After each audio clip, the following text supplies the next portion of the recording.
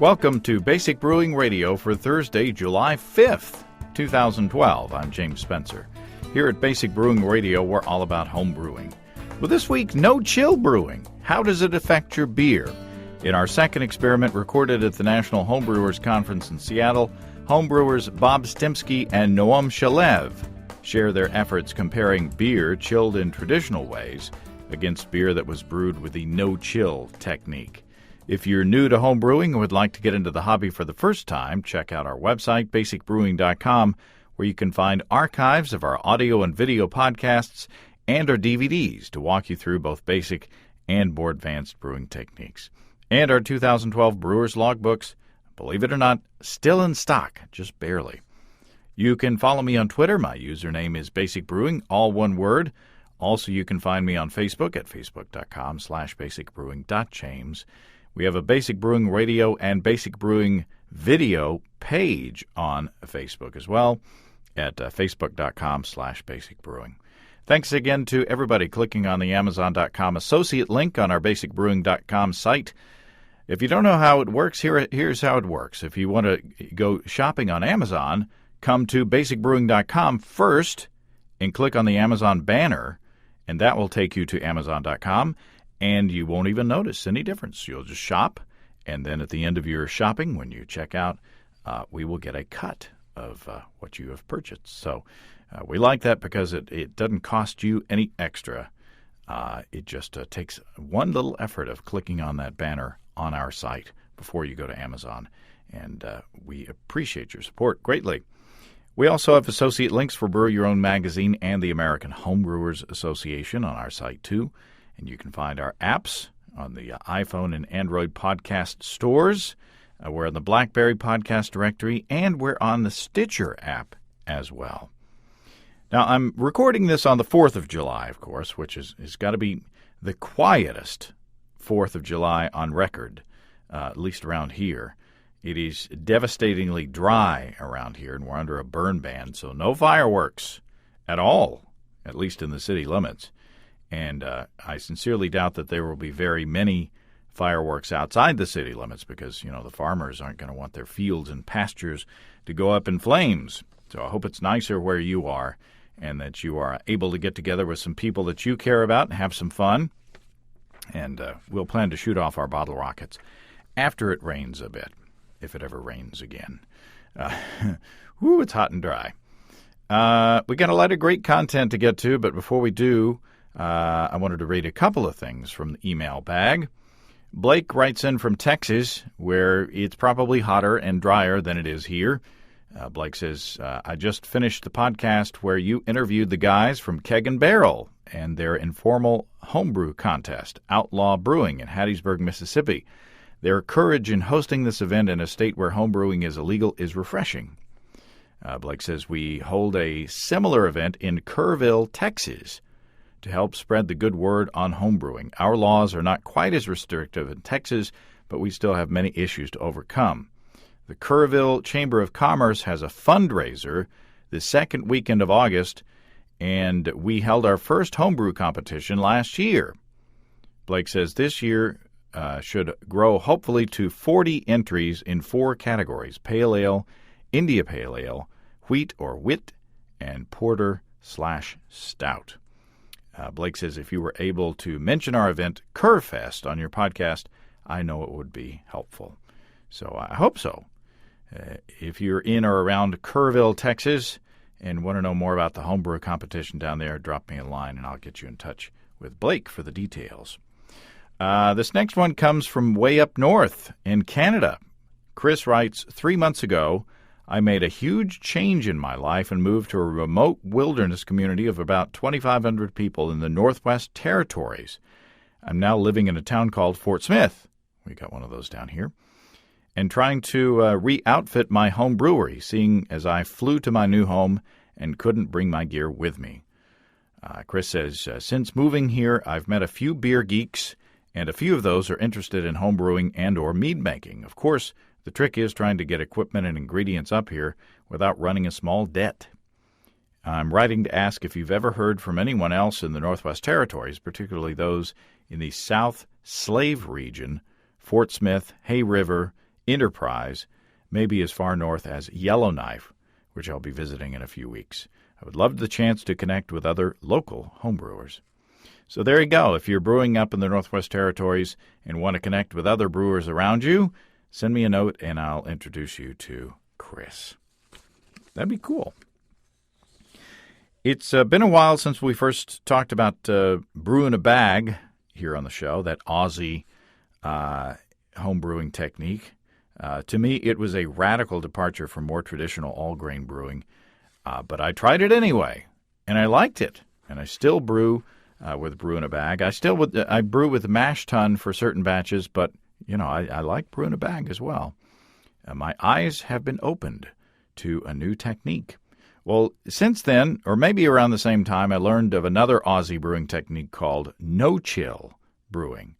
It's where hot wort, straight from the kettle, boiling hot, is put into a plastic container that's designed to withstand the heat and allowed to cool naturally, sometimes over several days. Now, as with any new technique, there is much skepticism about no-chill brewing out there on the interwebs.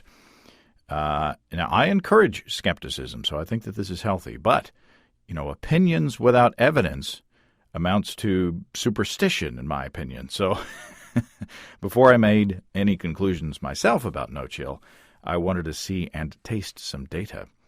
Well, that's where Bob Stempski and Noam Shalev come in. You've heard Bob on the show before. He's from Wisconsin. Noam is from Israel. Noam and his friends Dagan and Shahar probably traveled the furthest to be at the Homebrewers Conference in Seattle. I gathered up Steve Wilkes and Andy Sparks, and we all got together in Bob's motel or hotel room. He wasn't a motel. His hotel room, to put the no-chill brewing to the test. Well, here we are in the room of Bob Stempski up here, and we have some friends from Israel. We have an international delegation here along with our regulars. Let's just go around and introduce ourselves and make it easier on me. How about that? Steve Wilkes. Andy Sparks. Noam Shalev. Dagan Bar-Ilan. Bob Stempski. Shachar Klein. Welcome, everybody, to Bob's room.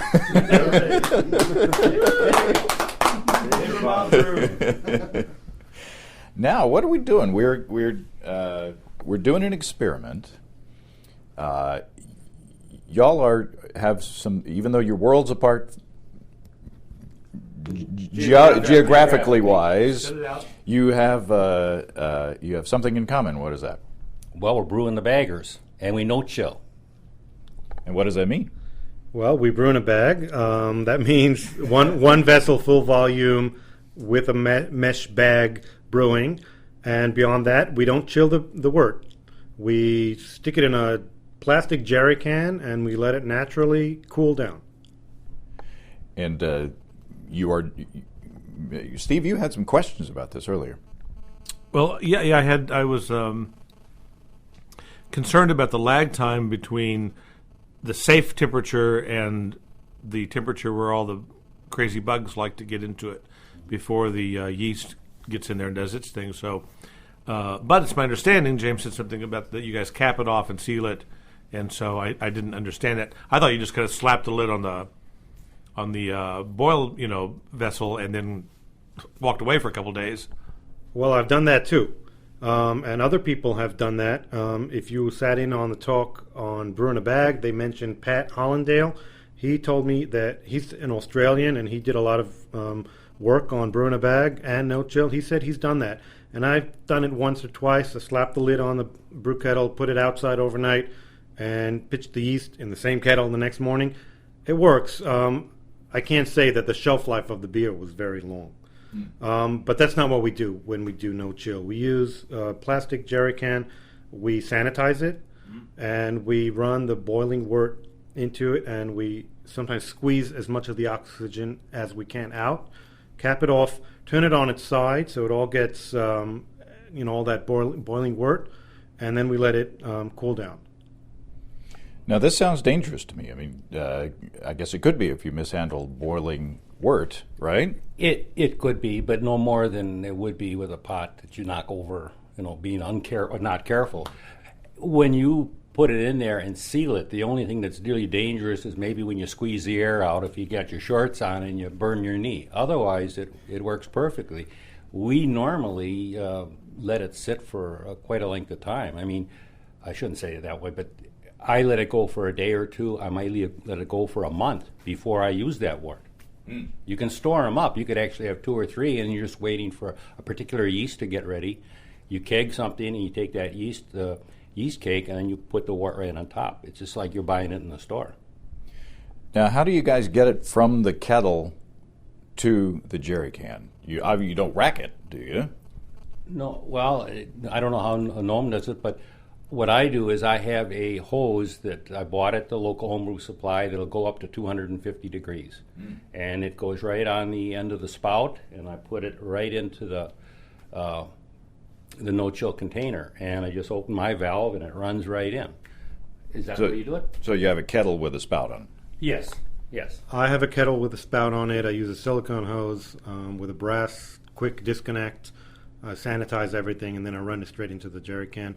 I've spoken to people in Australia that do siphon. They have a stainless auto siphon or something like that, but I'm not that.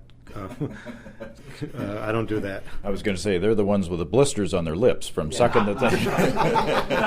Don't know how they do. So there are, of course, skeptics out there who say that, you can't do that because you'll capture DMS precursors, and you'll get a beer that tastes like corn if you put the boiling wort in the jerry can and you seal it, because those compounds have no way to get out.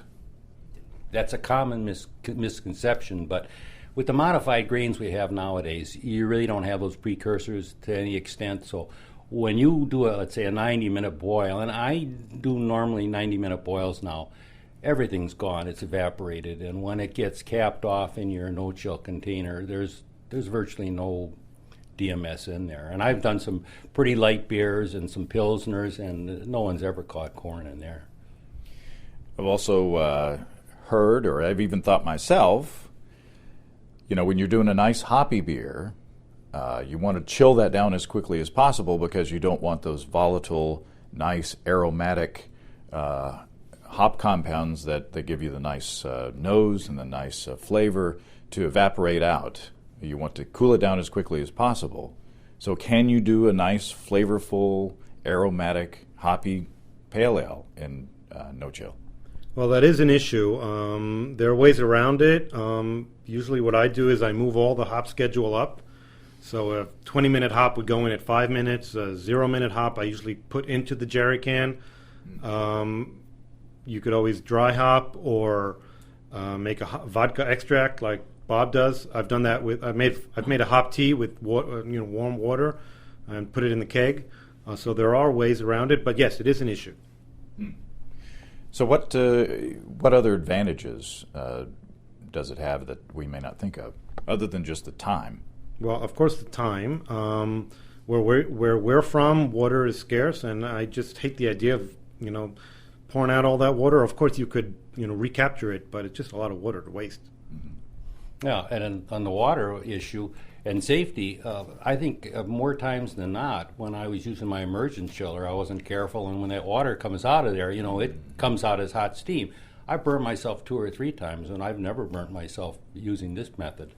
And I like the convenience of being able to take my beer or my wort and put it in my keg, my no-chill container, and then putting it aside, because when I think about it, I've had 3 different beers or 3 different worts sitting in a no-chill container waiting for the proper yeast.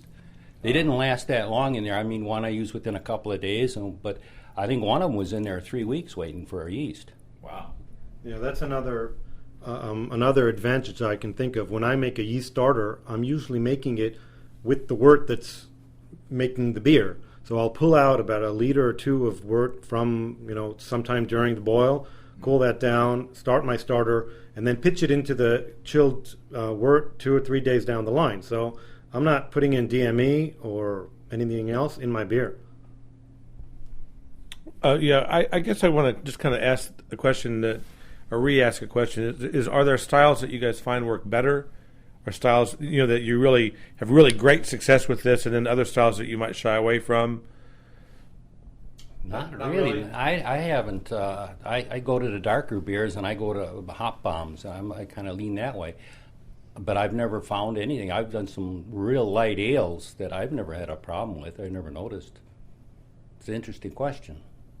Well, I'm on the other side of the spectrum. I don't do hoppy beers, and I do mostly light lagers and light ales. I haven't had any issues either. Even with big beers, small beers, I can't think of any beer I wouldn't no chill. Do you see any difference in the clarity of your beers? I mean, if you think if you put hot wort into a container, seal it, and let it settle out, it seems like you might be able to get a clearer wort into the fermenter, maybe, than if you were to, say, do a whirlpool and try to let it settle in the kettle, and then try to be patient and then rack it off into the fermenter more quickly. I found that very true. When I let my beer settle, and I usually use Orflock or any of those Irish moss, within a day, and I would say most of the time I do quite quickly, they separate so well that when I draw off my beer, it's crystal clear into the fermenter.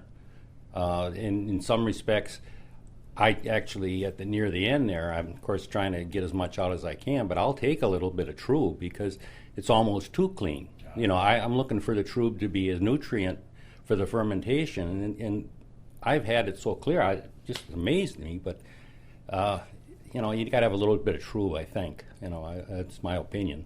Yeah, I've heard that some of the protein helps with the yeast nutrition. Well, I agree with Bob. When I'm doing a really light beer, maybe a lager, then I will go to the trouble of siphoning off the clear wort when the rest of the trub has settled in the jerry can. Otherwise, like you say, it will eventually settle, so I'll just pick up the jerry can, shake it, to aerate, and then pour it into the fermenter, trub and all. The yeast will feed on it, and it will settle out. I'm not really worried about the trub. Mm-hmm. You guys have been quiet. Do you have anything to to add to the discussion? Well, I don't have the experience with this method. I'm just familiar with the work Noam is doing. But I was thinking, you don't have a cold crash, right? Cold break. I guess not. It's all in there in the jerry can. Yeah, that's a good question. I don't even know what cold break is. Well, and there may be people in the audience that don't know what it is either, but when you, and correct me if I'm wrong, Andy, but when you put the wort chiller in there and you first run that cold water in there, you see the protein starting to coagulate around the chiller, almost immediately. Yeah, and you guys don't have that. No, we don't. No, it's without cold break. But do you see as it chills? I mean, can you see through the jerry can? Can you see in there to see if it does actually, if the proteins do start to coagulate after a while, or? No, I can't see. No. Mm-mm. Nope. Well, it's a good question. The question is, will the cold break form, I don't know, at a later stage in the keg, in the bottle? I have no idea. Really don't know.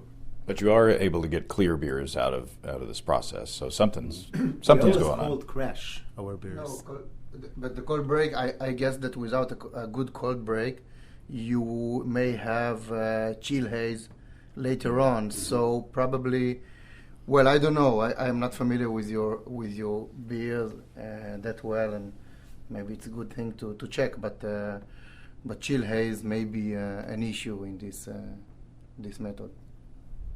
Could be, but my beers are as clear as when I did 3 vessels. So, I guess I'm just as bad at brewing bag as I was at 3 vessel. It's no worse anyway. Oh, no. Well, the only thing I can think of that that might be drawback to no chill, maybe also having to do with chill haze or other elements in the beer is shelf stability. That's what people talk about, but my beers never last that long, so I don't know. Really, I mean, 6 months or longer, that kind of shelf stability, not weeks or short months. So you've designed an experiment. What have you guys done? Well, we both made double batches, and we followed normal procedures. We put our immersion chiller in, with 10, 15 minutes left, and I drew off. Well, it turned out to be 4 gallons of no chill, and then ran through the immersion chiller 4 gallons. So it was the same batch. It was just split in half. My experiment was a little bit different. I used counterflow chiller, a plate chiller. I brewed 20 liters. I ran 10 liters out through the plate chiller, and the other 10 liters into the jerry can to no chill. I left it to naturally chill for about 24 hours, or maybe a day and a half, and then I transferred it to the fermenter and pitched the yeast. So they were about a day apart, pitching the yeast, and then they both went into the fermentation fridge for 10 days, the same temperature. I used a half a bag of dry yeast for each half batch. So in theory, the only variable between these two beers, or sets of beers, is the chilling method. Yes, that. Otherwise, we were pretty stable on everything, I think. What styles did you choose? Using a black IPA that I've been working with and kind of bumping it up to make it a heavier beer. So it's a little experimental. And I like dark beers because then I don't have to worry about people saying it's not clear enough. I always say, if you don't like the way my beer looks, close your eyes. Well, I brewed an amber ale. I tried to keep the recipe as simple as possible, just to eliminate other variables. Basically, 2-row and a little bit of crystal. Nothing spectacular. It should have been more hoppy. We'll taste it and we'll see. It was supposed to be an American amber. I think it's more like an English brown. Well, we will decide which category it is afterwards. We will pass judgment. So what should we pause? Anything else that you guys want to talk about the process we missed? Anything, Andy? Why don't what we're going to do is we're going to pause. We're going to divide the beers up, and we're going to do taste one, and then discuss maybe, and then taste the other and discuss again, and we'll just see.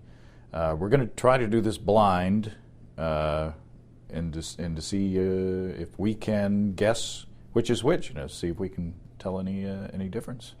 We need 3 glasses per person for blind tasting. You want to do a triangle?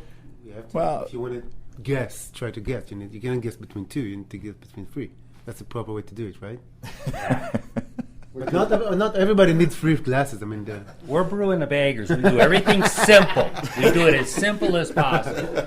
So let's pick up 2 judges, those 2 probably, and give them 3 glasses. Okay, so, we can do that. We can right. get Andy and Steve, I'm sorry. 3 glasses, and let them do a triangle test, and everybody else will just, Okay.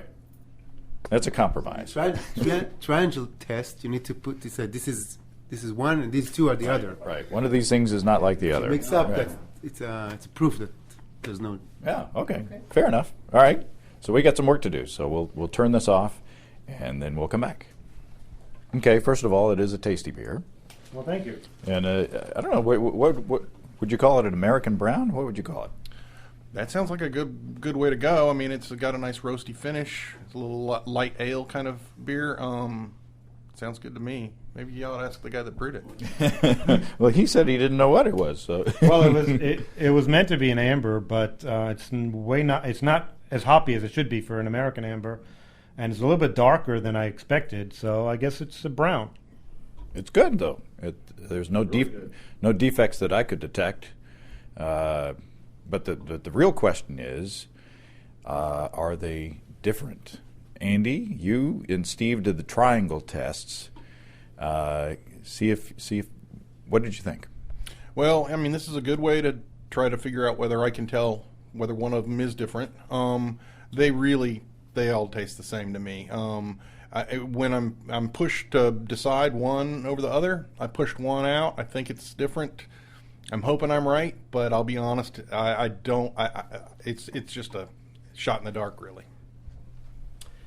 Yeah, same. I mean, I will say that one of them I think does taste just ever so slightly different, and I guess I'm hearing the same thing from you. But boy, these beers are very close to being the same beer. We need to hear that it's the same one that you are thinking that is different. So which one do you think is different? I think this one's different. The one with the triangle. And you, Andy? I had the one with the triangle separated. Okay, but this is not correct. Wow. No, the circle one was the different one. was the one that was chilled, Yeah. and the other ones. The two others were no chill. Yeah. Okay, so the triangle's no Is no chill. The star is no chill. Yeah. Well, I mean, yeah. I felt like, now I'll tell you what I thought when I tasted it. I thought the one that I picked had a little bit more bouquet. It had a little bit stronger nose to me.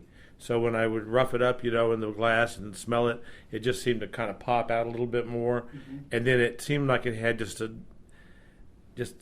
little bit more of a raisiny, chocolatey thing going. But I'm like Andy, it was so close. It's like, I just had to take my best shot, and it was obviously wrong. Bob, what'd you think? I couldn't tell the darn difference. It was just simple as that. Of course, I was halfway through both beers before I remembered I was supposed to be testing them. Once I remembered that, I really didn't find any difference. They were great beers. I wouldn't have no problem drinking this at any time. Say your name again. Shahar? Shachar. Yeah, I can't tell the difference. It's same beer. Okay, I don't know if it was a matter of carbonation levels, but the one for me, the one with the sticker, was just a teeny bit sharper, and the one without the sticker to me was a tiny bit less bitter. And like I say, maybe it was the pour, maybe. Yeah, maybe in the beginning of the bottle or the end of the bottle, I don't know. Mm-hmm. And I thought that maybe the difference that you two picked were because of I don't know, if it was in the beginning of or the end of the bottle.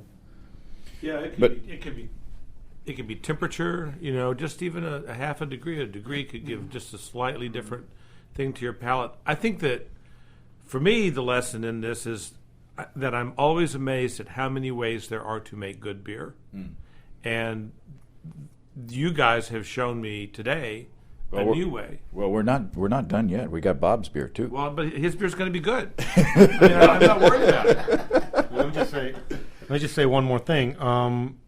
Because they were small batches, I was contemplating whether or not to bottle condition or to keg, and I actually corresponded with James as to how to bottle just a sample. Mm-hmm. In the end, I decided I had two empty kegs, so I decided to keg both half batches separately, and then counter pressure fill out of the kegs.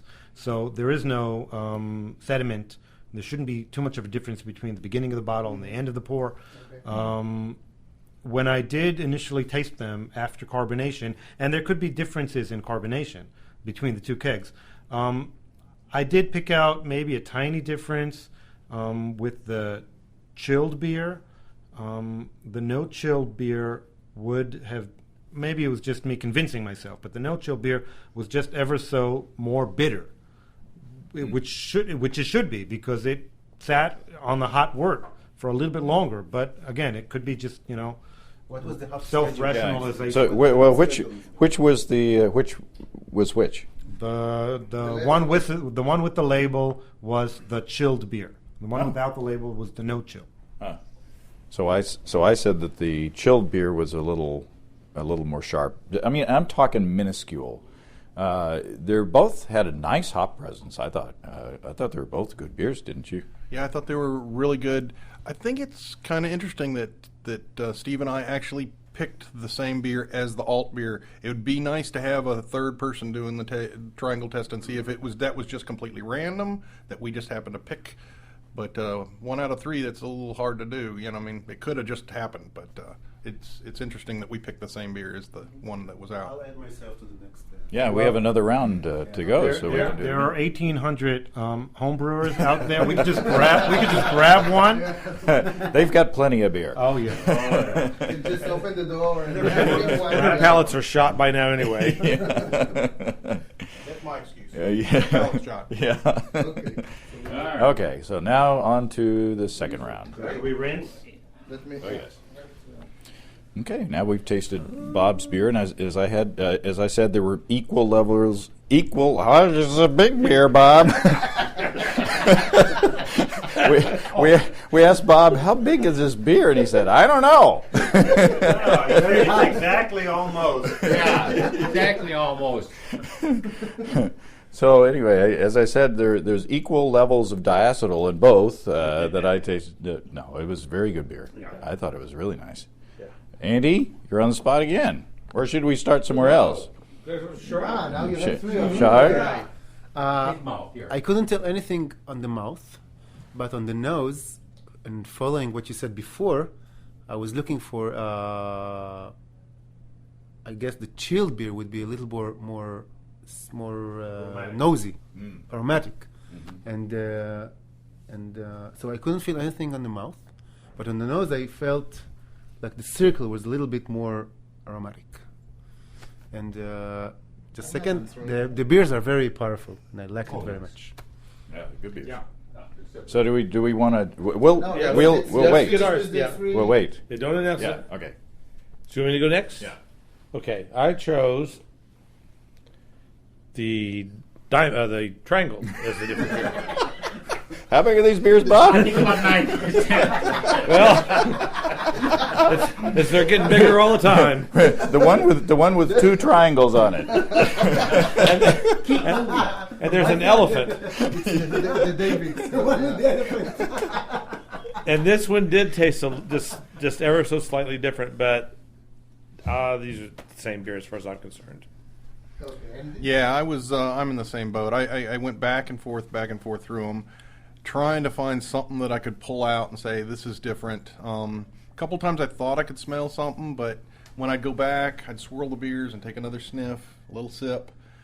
In the end, it was really a push. I finally picked one of them. It was the one with the star on it, which is interesting because it's interesting because now we have probably right. right. One of us is right. Oh yeah. That's a good system you have.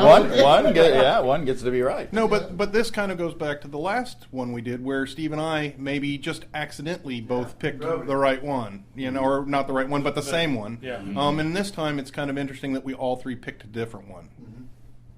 Okay, you want to know who's right? Yeah. Okay, and the prize goes to Andy. What was it? It was the no chill or the chill? It was the no chill. No The chill. one with the circle was the no chill. All right. Not the circle. The so star. Andy gets some points. Well, I think what it really proves is that I guessed the right one. I mean, it's pretty tough to say that I actually picked that because it was so different. Because, like I said, I really struggled to find a difference, and I ended up just kind of picking one. I think I probably just got the luck of the draw. Well, I can taste it clearly now. Of course.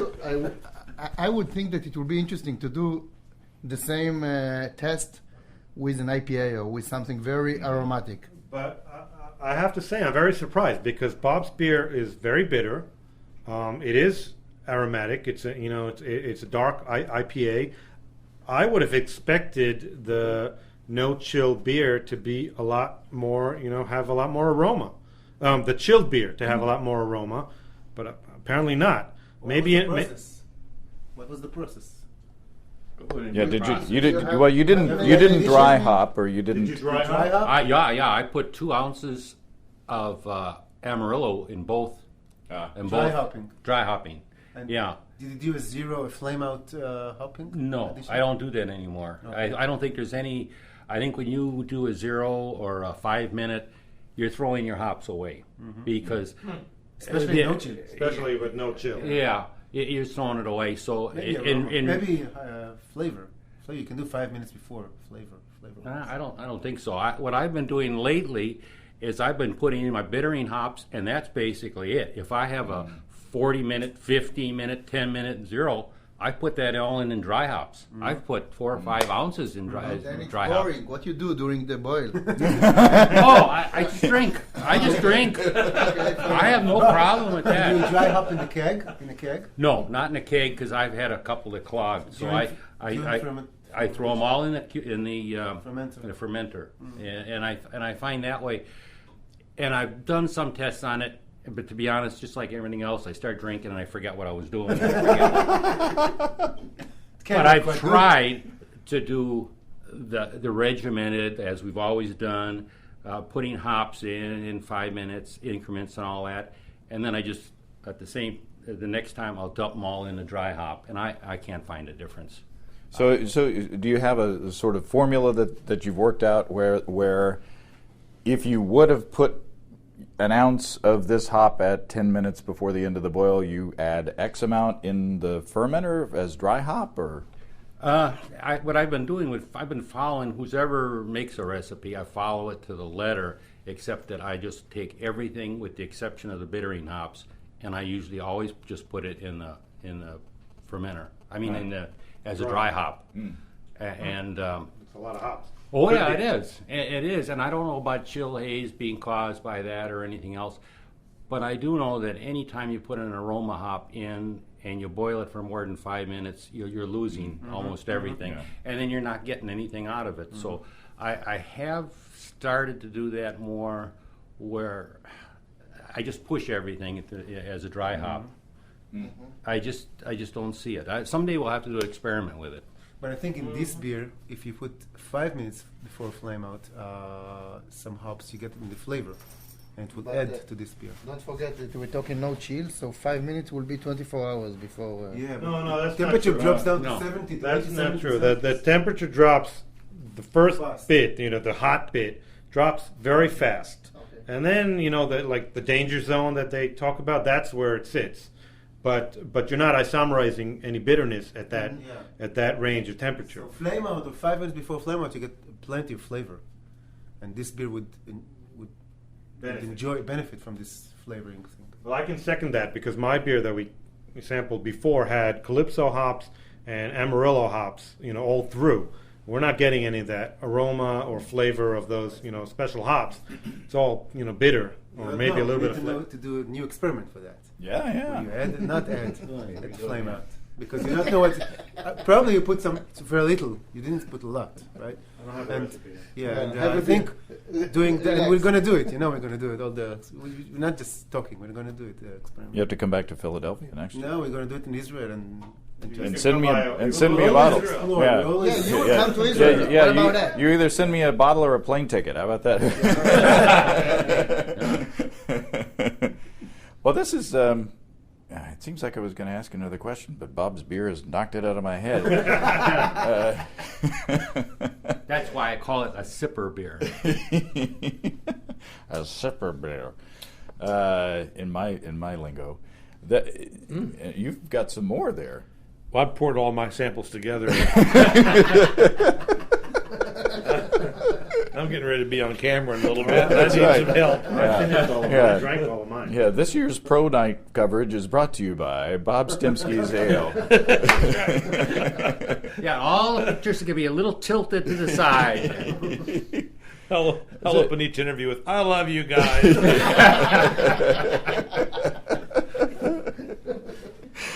Oh, well, what else? I mean,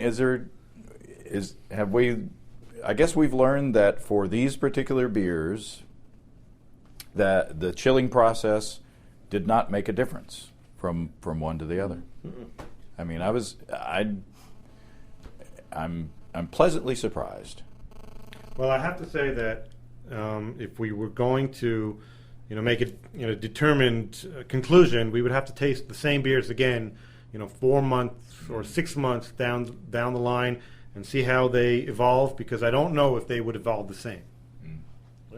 That's a good point. I mean, maybe there's a little something lurking in one or the other that, because one might make the argument that if you let the beer sit, how long did the beers, the no-chill beers, sit before you pitched? Mine only sat for maybe 24 to 38 hours, 36 hours. That was the same, about 24 to 36 hours. But our Australian friends, who we converse with, on discussion forums, some of them argue that they keep their no-chill jerry cans for up to 6 months, and some of them say that the beers improve.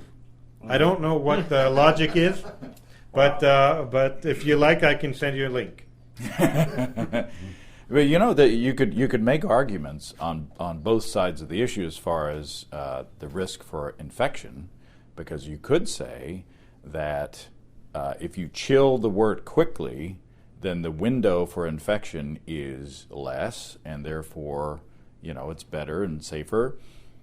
You could also say that pouring boiling wort through a hose into a sanitized container and then sealing it up is safer than having an open or an almost open, mostly open or partially open kettle where the wort is chilling for, depending on the weather and the tap water, 15, 30, 45 minutes, whatever. Mm-hmm. Well, the only several times that I've actually chilled beer, especially with an immersion chiller, and it's always been because I'm brewing with a friend or at some brew event. I'm always shocked at how long this kettle is standing there open with someone standing over it and mixing the wort and whirlpooling and breathing. Yeah. And while my beer goes straight boiled into the jerry can and it's closed shut. It's not getting any contamination from the air. Yeah. At my house, you got dog hair. You got what's left of my hair. You got you got me. Less of a problem every day. Yeah. I'm taking it. Nature's taking care of that. Obviously, you drink while you brew, so you don't drink that much. But another thing is that if, God forbid, your jerry can was infected, you'd know about it pretty quick. Oh yeah, that'd be the sound. The sound that you would hear. You'd see it. It would expand, and then you have to toss it. It hasn't happened to me. Now we've done a canning discussion with Andy. So do you have any thoughts along those lines? All right. So if we go back to the canning episode, and we remember that wort is one of those things that actually needs to be completely shelf stable. It actually has to be heated higher than boiling, and that's why we use a pressure canner to get it to that point. So technically, while this is obviously works very well, you guys have had lots of good experience with this. Technically, it's not a sterile environment in the jerry can. It's a sanitary environment. We've cleaned it as well as we can and killed what we could, but technically, there could be something in there. And the reason we do in the canning process, we drive the temperature really high, is the one thing that sneaks by us is botulism, and because it can work in an oxygen-free environment where we get the thing closed and you run off all the oxygen in advance. Obviously, this is a pretty, it's a pretty long shot thing. It's a pretty rare thing is going to happen, and like you said, you're going to notice that the jerry can is starting to blow up because any sort of activity, biological activity will create off gases and start to, do that. So you'd know pretty quickly. That's why you don't buy bulging cans in the supermarket, because something has gone wrong. Another note. One more note. Again, our Australian friends, and we only know from rumor. In Australia, they sell what they call fresh wort kits, where a commercial brewery will brew a batch. And they'll run off the hot wort into a jerry can, and then they'll market it. They'll sell it, and the home brewer just needs to take it home and pitch the yeast. I guess it works. What's the What's fun? the fun? You get cheaper. The guy that you talked about that doesn't know how to brew. It would you get cheaper beer. Well, there was a kit that it seems like you gave me. You had gotten some kind of kit that you shared with me way years ago when I first started brewing. Something somewhat similar. Right. One of the Canadian companies that does the winemaking kits, I'm not sure which one it is, but they marketed for a while a kind of a wort kit. Basically, it was a big box like a wine kit that had kind of a condensed wort in it, but you still had to dilute it to some degree to get it up to a 5-gallon batch. But it was one that we got as a sample. And as I remember, that it didn't really work out so well for you. Well, this was the one I had was in a bag. It was like in a box, in a bag. Yeah. It was like this bag. It looked like a pillow when it blew up because what you did was you added water and then you pitched the yeast in there, and this thing inflated and it had a spigot on it, and it was supposed to. It was supposed to pressurize and then carbonate. You sound familiar? Yeah, I remember that years ago they had those. I think you were supposed to hang them inside of a closet, if I remember right. Next to your wife's clothes. Yeah, and then after a couple of weeks you had beer. Or divorce. Yeah, or divorce, yeah. Yeah, I resisted that one. I didn't do that one. Good for you. Yeah, I tried it. It didn't work out too Are you well. sure you weren't just using a smack pack and just didn't know what you had? Yeah, it would fit in the palm of your hand, and it smelled really yeasty. Well, this has been a lot of fun. I mean, the science is fun always, but then to have good beer to go along with it is also fun. Anything else that anybody last call for last comments? Unless you want to taste more microbrew from Israel on air, then I guess that's a wrap. I'll pretend the microphone is on, and I'm always up for trying beer. We have a couple of beers more. Awesome. Well, All right. I do just want to say, again, I've already said it, but I'm just amazed at all the great ways there are to make beer. And, I would never have thought of doing this, and I'm very impressed. Really, it's great. Andy's going to start stocking jerry cans in the store. Yeah, from that World War II supply store. We use the jerry cans we're using the wort. Not wort. Extract. LME. Extra LME. We use liquid malt extract jerry cans. That's how it's shipped. I don't know how it shipped They're very to Andy. strong and they're food grade, and that's what we use. Well, my logic is it's food grade, and any flavors that might be still in there are beer. So Yeah. One thing I might mention is that you just can't take any old container that is meant for water and use this. You have to have a heat sensitive one. That's a good point. Usually, you can order them online, but they're food grade. They're thick walled. I've checked. They're good up to 250 degrees and so on. I had a friend one time that just got a Walmart water container, and it had a little Melted. thing, a little thing to let the air out and everything. And he just went, put it in there, and that baby just collapsed like crazy. It was no good. So it really has to be an approved container. That's good. I'm glad you said that. A moment of sobriety at the end of an otherwise happy show. No, thank you all for doing this. This is wonderful. We need to do it again, or something similar. Thanks, guys. thank you, James. Thank you. Thank you, Thanks, James. James. What a great time. Thanks again to Bob and Noam for their work, and thanks to Steve, Andy, Dagan, and Shahar for helping to conduct the experiment. We went out to eat some sushi after that, so we had a lot of fun together. I think a plastic jerry can or something similar is in my immediate future. I was very impressed by the beers and by the experiment. And again, I appreciate all the effort that went into pulling that off. It was very eye-opening. I was expecting a big difference between the two beers, the traditionally chilled and the no chilled. And as you heard, there was no appreciable difference in our taste buds. So, very impressed. By the way, Dagan owns a nano brewery. I believe it's in Tel Aviv, and we had some of the beers. He brought some cans of beers. and we really liked them. I was especially impressed by one called Baby Ale, a super light pale ale. Now, before you turn your nose up at it, despite its only weighing in at 1.8% ABV, 1.8% ABV, it was very tasty. It was fresh and not weak tasting as you'd expect, and as you might have experienced from so-called super light American beers. This was really a tasty session beer, and I'm going to have to get the recipe. Now, everybody in the group that we had in that hotel room, not motel room, is talking like they want to get together in Philadelphia for next year's conference. And I hope we all do. I'd love to spend some time with them again, and I would love to do another experiment. If you, like I did anything. They did the experiment. I was in the room when it happened. By